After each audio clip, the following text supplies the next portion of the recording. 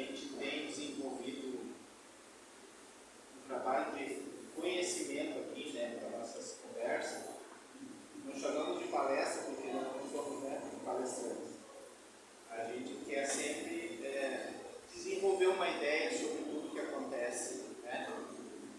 E nós estamos passando esses momentos muito difíceis, eu acho, numa situação geral, não só de país, mas de vida mesmo, né? Vida pessoal. E essa compreensão que a gente está tendo hoje é de tentar encontrar saída para aquilo que a gente passa. Todos nós estamos passando em graus diferentes.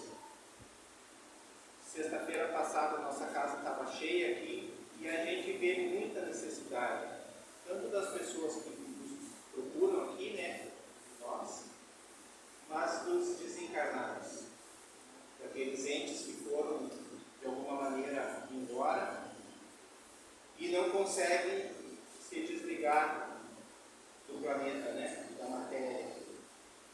Então a nossa conversa sempre aqui na frente é para que a gente um pouco mais entenda e faça essa transformação necessária interna. Tá? Então não vou me alongar porque hoje o tema é comprido. São dois temas. São dois temas que a gente juntou. É a alegria e a tristeza. Então nós vamos conversar um pouquinho com você sobre esses dois temas. E eu vou começar com a leitura. O tema inicial vai ser a tristeza. E eu vou começar a leitura e depois a gente vai conversando. O livro é o mesmo de sempre, Educação dos Sentimentos. É uma coisa que a gente acha muito importante. Educar os nossos sentimentos. Vamos lá. A tristeza é uma emoção natural diante da perda de alguma coisa. É muito comum sentirmos tristeza quando perdemos um ente querido, quando temos uma decepção afetiva, quando nos sentimos fracassados ante as circunstâncias da vida. A tristeza afeta sensivelmente as estruturas psíquicas das pessoas, enferruja a alma, reduzindo suas potencialidades. Não devemos confundir tristeza com introspecção, que é o momento usado para investirmos em nosso interior ou para realizarmos a reconstrução do nosso equilíbrio. Essas cargas deletérias acumuladas por tristeza profunda no geral desagam através das lágrimas, como se fosse um processo de assimilação da tristeza, um certo alívio da tensão interna para a recuperação da integridade do organismo. Observa-se, por exemplo, que os eventos tensionantes que originam tristeza profunda estão relacionados com a área afetiva. Na escala Holmes-Wheeler, impacto da mudança de vida, verificou-se que a morte de um cônjuge atinge o valor máximo de 100 pontos. O divórcio é de 73 pontos. Morte de um parente próximo é de 63 pontos. E assim por diante.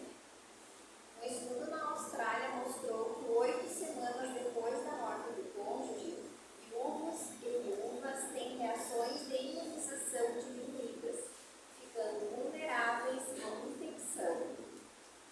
Nas horas difíceis para o ser humano, é importante o apoio social, amigos e familiares, porque isso torna a recuperação mais rápida e evita muitas doenças oportunistas que aparecem nesses momentos.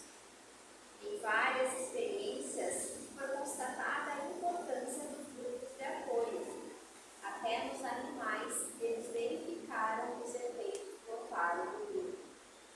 Um macaco sozinho, por exemplo, ficava muito mais agitado quando se defrontava com uma jiboia do que estando em grupo.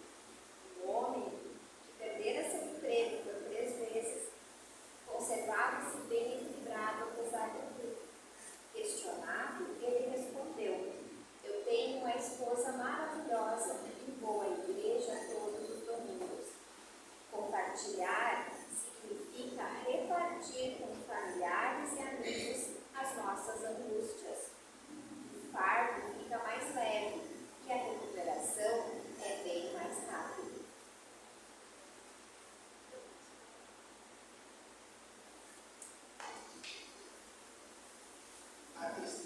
mais um dos sentimentos que a gente trabalha, né?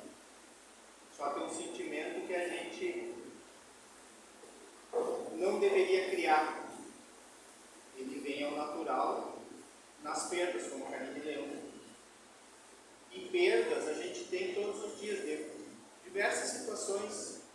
Né? Se perde emprego, se perde animais de estimação, se perde amizade. E a gente gradua aquelas perdas de acordo com o momento que a gente vive. Quando a gente perde um familiar, e geralmente a gente perde um familiar, se essa pessoa não está passando por uma doença, a gente sente um baque profundo, uma tristeza infinita que a gente chama, né? Como trabalhar isso hoje, a gente falando sobre a questão espiritual? De que maneira eu vou reagir sobre as situações essas que me acometem todos os dias, né? A gente trabalha para não ter tristeza, mas na situação de vida que a gente leva, sabendo que tudo tem um fim, né? Começo, meio e fim, a gente tem que se preparar. Aí como se prepara? De que maneira eu vou reagir de acordo com a situação que aparece de repente da gente?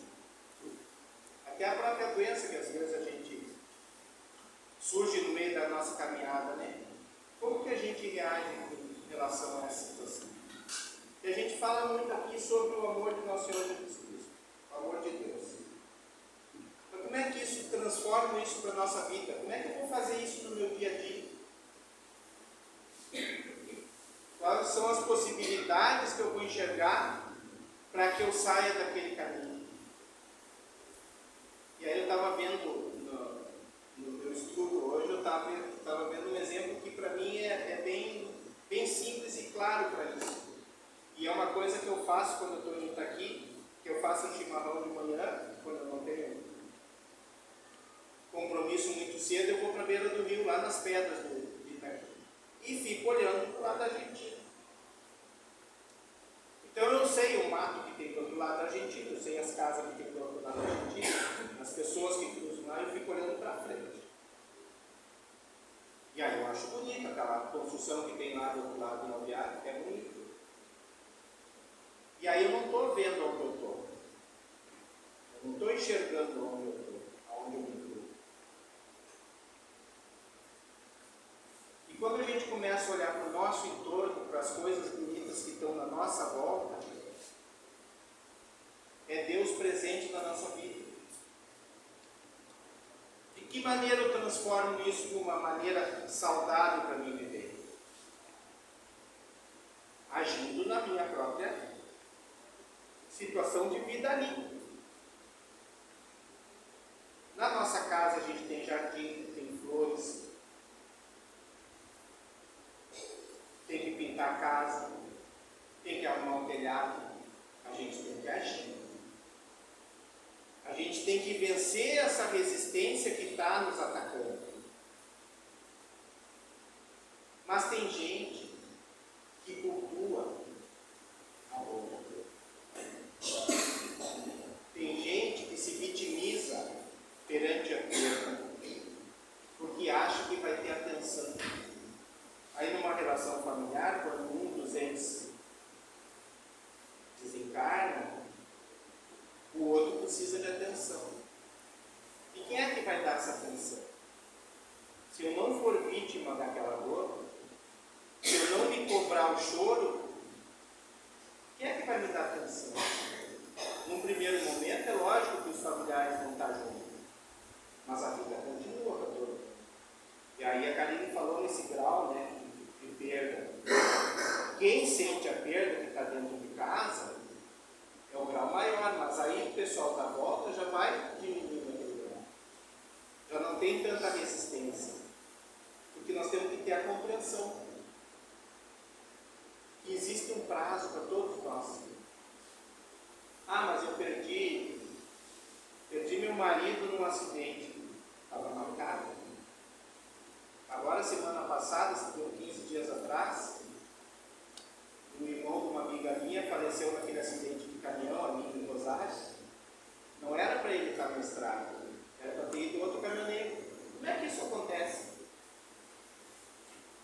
foi ele e não foi o outro que tinha que fazer a viagem? Porque estava marcado.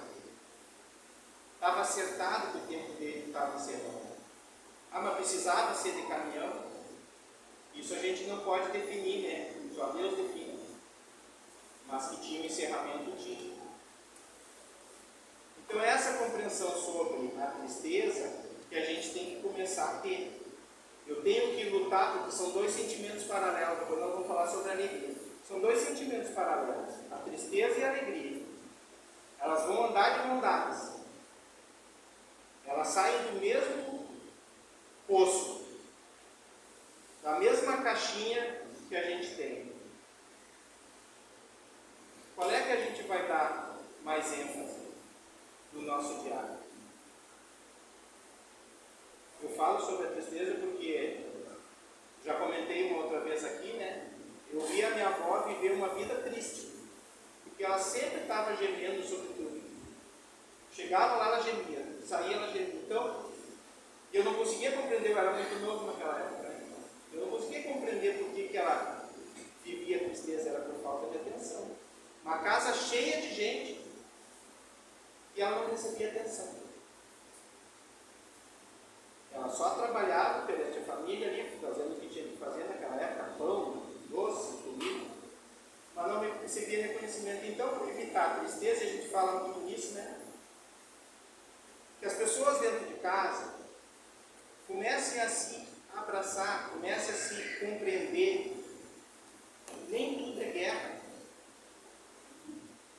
Às vezes um levantou errado aquele dia e compra uma briga porque um prato está sujo ou o copo está fora do lugar, e o outro já compra a briga também porque já a energia já está ruim. Ah, já me falou isso, eu vou falar isso. Não dá para compreender na caminhada. Compreender que a outra pessoa está necessitada de tu poder abraçar, poder escutar, afinal de contas estão ali juntos, por decisão própria. Pela necessidade que cada um enxergou no outro do conviver, né? Porque é difícil viver sozinho, tem que ter capacidade. E são poucos. Então, se a gente não consegue viver sozinho, a gente vive numa sociedade, já estou saindo dentro de casa, já abri a porta, já estou caminhando. Se a gente já sai para o meio da sociedade, para o trabalho, compreensão, gente. Entender o que o outro está passando naquele momento, escutar, abraçar, acarinhar. É a maneira da gente evitar que essa tristeza tome conta, porque a tristeza é a porta da depressão. E a pessoa com depressão, a doença chega. É difícil. Para quem teve depressão, tomara que nenhum tenha tido aqui, mas para quem teve, sabe o que é evitar contato, fugir da conversa. E tudo começa com uma simples tristeza.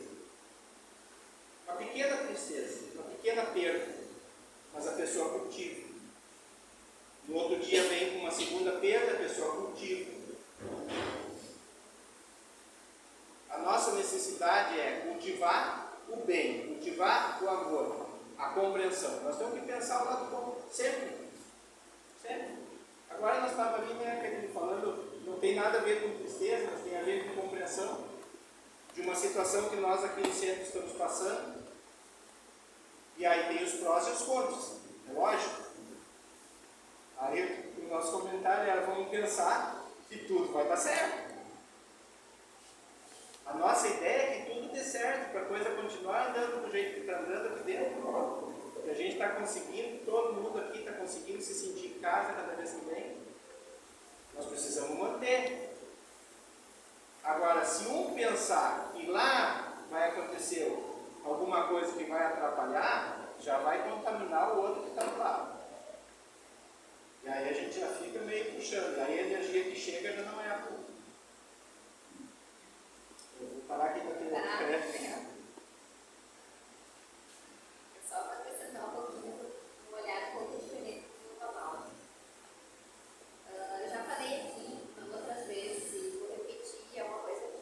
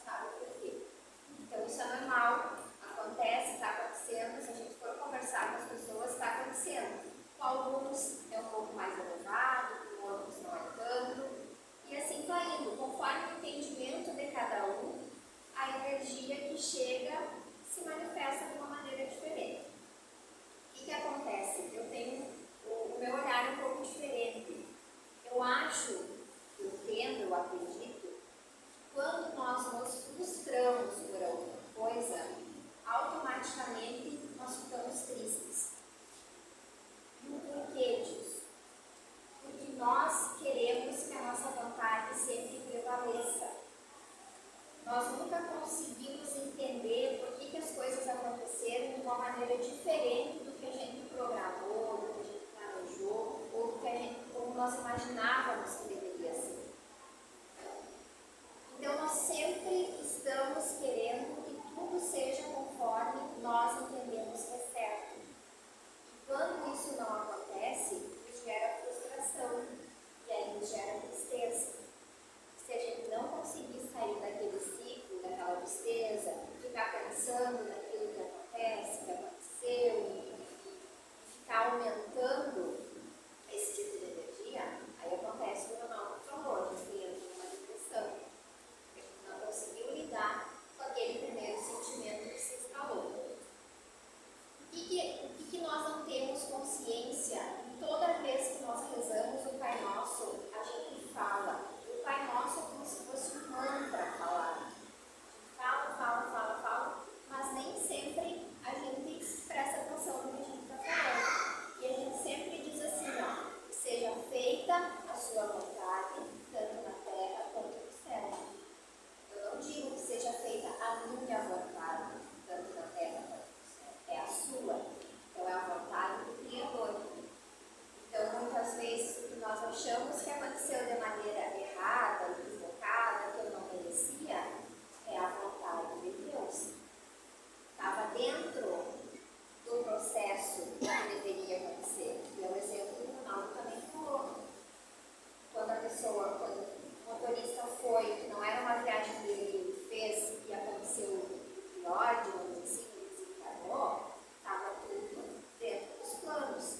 Nós temos nossos planos reencarnatórios, a gente vem para cá por escolha. Nos é presenteado vir para cá e a gente escolhe vir para cá, a gente pede para vir para cá.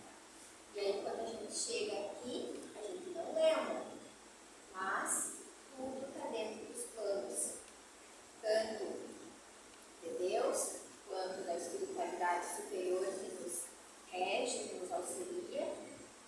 O que nós devemos fazer? É aceitar as coisas como são. Ok, passa por uma tristeza, passa por uma perda de alguém que desencarnou. Tudo bem, a gente passa por isso, a gente sofre por um momento, a gente vive o luto, só a gente não pode colocar dentro da caixinha, como a gente sempre diz, e abafar aquilo ali. A gente tem que sentir, mas sentir por um momento e deu, seguir a nossa vida. Então é difícil para a gente aceitar a vontade de Deus em todos os momentos. A gente acha que está sendo castigado. A gente olha quando as coisas não acontecem da maneira que a gente imaginava e pensa que a gente está sendo castigado por Deus naquele momento. E não é. Muitas vezes a gente está sendo livrado de muitas coisas. Então sempre quando vocês rezarem o Pai Nosso, prestem atenção no que vocês estão falando, porque vocês estão dando uma autorização que seja feita sempre a vontade de Deus em vez da tua. E aí com isso começa a aceitar e agradecer pelas coisas, independente do que seja. Porque se a gente fez o melhor e as coisas não aconteceram da maneira que a gente queria, só agradece. Porque não tem como mudar. É para ser assim. Bom, vamos para a alegria. A alegria é uma sensação agradável que envolve o corpo todo de bem-estar. Existem as mais variadas razões que trazem alegria para as pessoas, desde as questões mais simples, que preenchem o estado de necessidade momentânea do indivíduo, tipo saúde, que melhora a situação financeira que se resolve, reatamento de relações importantes e aprovação de concursos, ou outros casos que poderiam ser citados, até as mais complexas e profundas, porque demandam das questões mais íntimas do espírito. Uma criança fica alegre ao receber um brinquedo novo, mas ao crescer e se tornar adulta, ela terá outro nível de exigência em termos de alegria. Sempre quando existe paz entre o interior e o exterior, o resultado será na forma de uma satisfação mais plena para o indivíduo. Já estamos, portanto, ligando a alegria à satisfação produzida por um estado mental que produza contentamento. Quanto maior o contentamento, maior será a felicidade. Agora, o que realmente produz o contentamento nas pessoas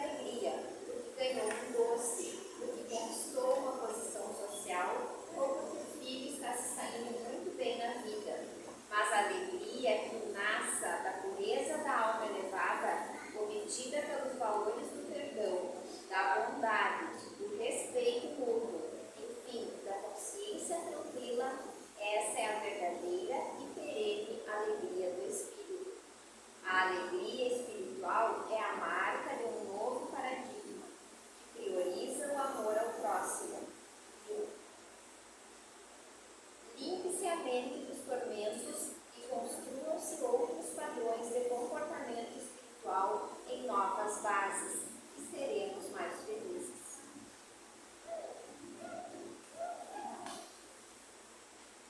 Falar rapidinho. A Karine vai me chamar de machista depois. Ou agora? Agora. Nós, homens, a gente não sai da quinta série, né? A gente é meio abobado com 50, 60, 70 anos, porque a gente está sempre aprontando dentro de casa. Aquilo é natural para nós manter a casa alegre. A grande maioria, não vamos também dizer que todos são, né? Mas a grande maioria, né? A gente está sempre fazendo uma brincadeira sadia dentro de casa. E a mulher é mais pragmática. A mulher tem as regras do dia. Dificilmente ela sai do normal. Ela tem que cuidar da casa, ela tem que estender roupa, ela tem que cuidar dos filhos, fazer o almoço. Então, geralmente ela não sai desse normal. Mas essa diferença, e a Karine gosta de falar muito do yin, do yang, né? Das energias. Essa diferença é que faz com que a casa consiga ter a energia boa. E aí, eu vou falar daí que eu digo que a Karine vai me chamar de magista. Vou pedir que as mulheres compreendam esse lado. Que comecem a fazer também as brincadeiras para que aquilo se torne uma coisa natural. Porque o homem não pensa que nem a mulher. Nós já falamos sobre isso também. A mulher não pensa como o homem, mas o homem não pensa como a mulher. Nós não conseguimos raciocinar em 3D. A mulher raciocina em 5D. É muito difícil para nós mudar rapidamente o cérebro, assim, porque nós estamos focados naquilo ali, vamos fazer aquilo ali. Depois vem o resto. Então, nesse sentido que a gente fala muito assim, ó, das energias positivas. Né? Às vezes a pessoa, que eu já comentei, né, está numa vibe ruim, está numa energia difícil, e o outro vem e faz uma brincadeira e a pessoa não está afim com brincadeira. Não consegue enxergar aquilo como uma brincadeira, enxerga como uma implicância. Então é nesse sentido que nós, homens, a gente não se dá conta que existe uma regra. A gente não quer se dar conta que existe essa regra. Na verdade, a gente quer bagunçar mesmo. Então, como estamos falando sobre alegria, é buscar achar essa parte. A parte feliz, a parte que nos transforma. E isso é diário, gente. Isso é treinamento, isso é fazer com que a cabeça fique boa para isso, sabe? Não, tudo que a gente fala aqui parece assim, mas tu faz isso nem sempre. Eu também estou no processo, a Karine está no processo, nós todos estamos no processo de entendimento. Só que a luta constante para que a gente se melhore todos os dias, usando as palavras corretas, buscando a palavra boa, não carregando a nossa caixa com coisa estragada. Quem limpa a geladeira em casa sabe, né? Qualquer cheiro ruim dentro da geladeira, a gente vai procurar o que é para botar fora. Por que a gente não pode fazer isso com as nossas palavras, com as nossas ações? A busca da nossa melhoria está em eu me tornar melhor para que quem está convivendo comigo me aceite melhor cada